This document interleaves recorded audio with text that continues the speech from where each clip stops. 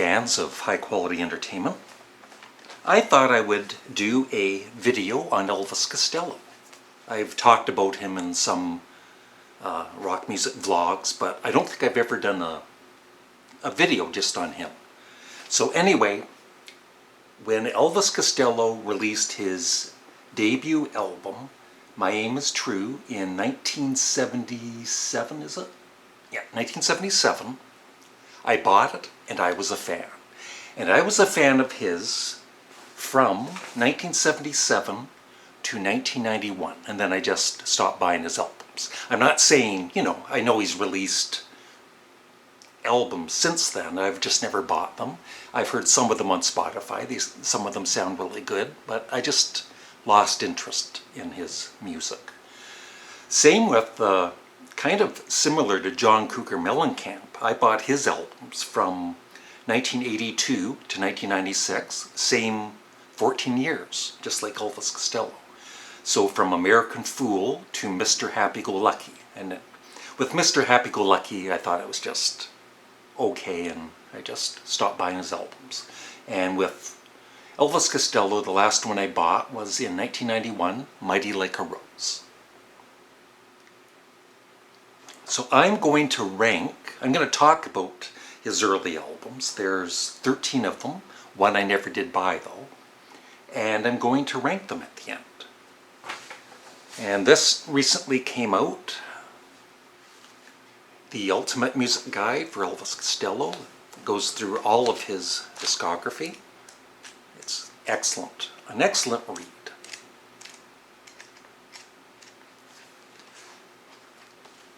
So just quickly going through each album, it started with 1977's My Aim Is True. There it is.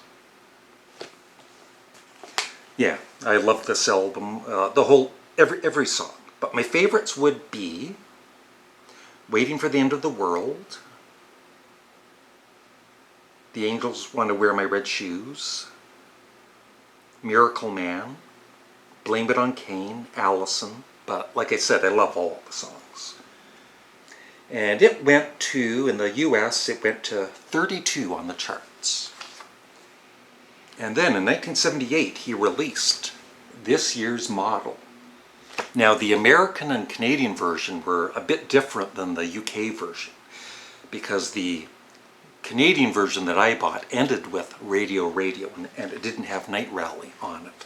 I bought a compilation called Taking Liberties, which I absolutely loved, and Night Rally was on that.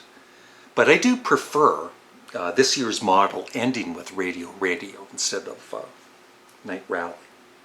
But yeah, this was it was an excellent follow-up to the debut. The production was much better and the band rocked. Amazing band, The Attractions. My favorite songs were, or are, yeah, just basically everything. But Radio would probably be my #1 favorite. In 1979, Armed Forces. I didn't like it as much as the first two, but I still absolutely did love it. Played it a lot.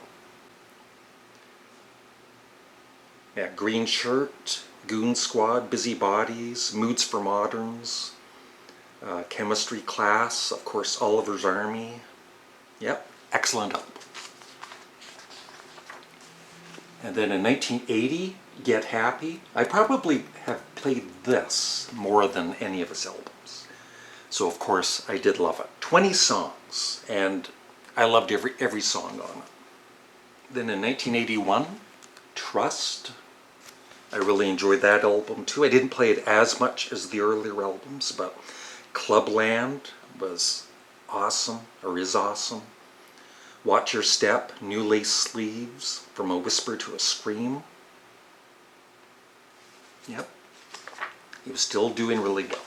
I was still happy. Almost Blue is his country album, and I never bought it. Not because I didn't want to hear him doing country. If I'd bought the album, I know I would have enjoyed it, but I just never got around to buying it for whatever reason. I think it was a little harder to to find in a record store than his earlier albums. Then in 1982, Imperial Bedroom, which is awesome and one of my favorites. Is it number one though? You'll find out. Yeah, it's just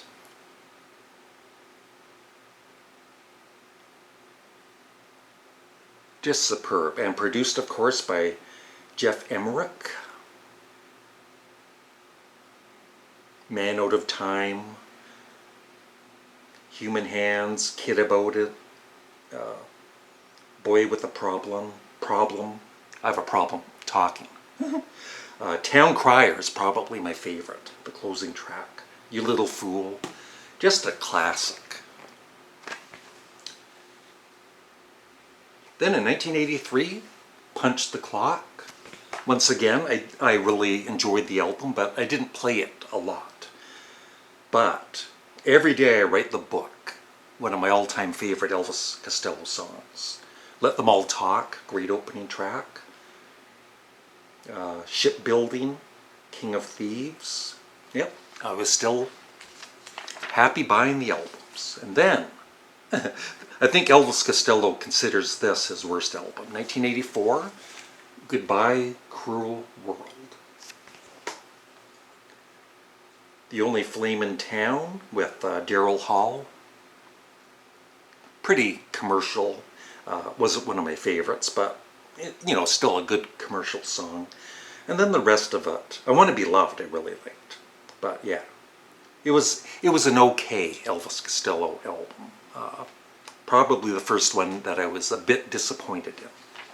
But I kept buying them. And I was really happy with his next album. Might be one of my favorites. 1986, King of America.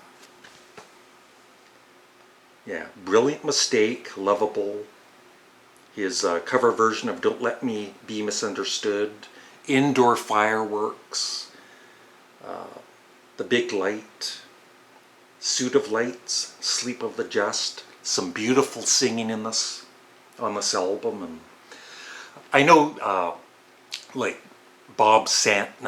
Janet Sampson, one of my loyal subscribers. I know he's said that Elvis Costello, he liked him at first and then he got turned off by him being too wordy. And I understand that because Elvis Costello, he could get too wordy, and sometimes back then it did. He was such a good songwriter that it would be so easy for him to write these really witty lyrics and wordplay and all that, to the point where it got to be a bit too much. But still, there's no denying he could really write some great songs. And then, Blood and Chocolate from 1986. When this came out, I did like it, but I didn't love it. But it's only in time I've grown to really, really love this album, and so it's higher up in my rankings. Uncomplicated, I Hope You're Happy Now. Every song. I Want You, of course, is one of his greatest songs. Poor Napoleon, Battered Old Bird. Yeah, I love all the songs on this.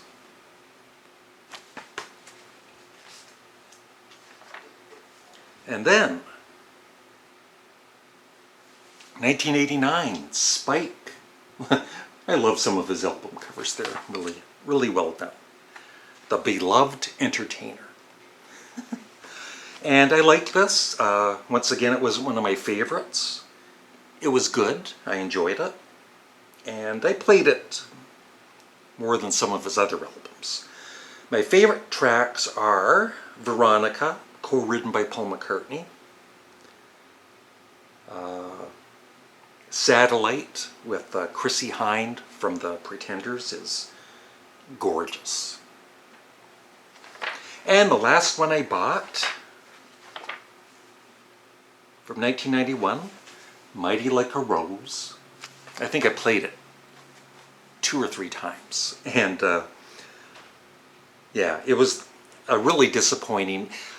it sounded like he was, his heart wasn't really into it as much as his earlier albums. And it seemed kind of bland and, yeah. I can't even pick one song on this that I really love. So Like Candy's pretty good. I believe that was co-written by Paul McCartney. Yeah, but that was the last Elvis Costello album I ever bought. But there's no denying his talent, and I know he's released really good albums. But I just don't have the interest to buy them. The four I have at the moment, and I do want to get more of his early albums, are Blood and Chocolate, Imperial Bedroom, This Year's Model, and, of course, King of America. So here are my top 12 Elvis Costello albums ranked, his first 12, excluding Almost Blue, because I never really heard it. Number 12, Mighty Like a Rose. Number 11, Goodbye Cruel World. Number 10, Spike. Number 9, Punch the Clock. So those four I would consider good albums. Number 8, Trust, and number 7, Armed Forces. I consider these two really good albums. And then the final 6 I absolutely love. Number 6, This Year's Model. Number 5, Get Happy. Number 4, My Aim Is True. Number 3, Blood and Chocolate. And 2 and 1 could almost interchange because I love them so much. But number 2 at the moment is Imperial Bedroom. And number 1 is King of America. So that's it. I would love your thoughts on Elvis Costello and any of his albums. You know, I read every comment and I enjoy reading them and your thoughts. And so leave a comment below.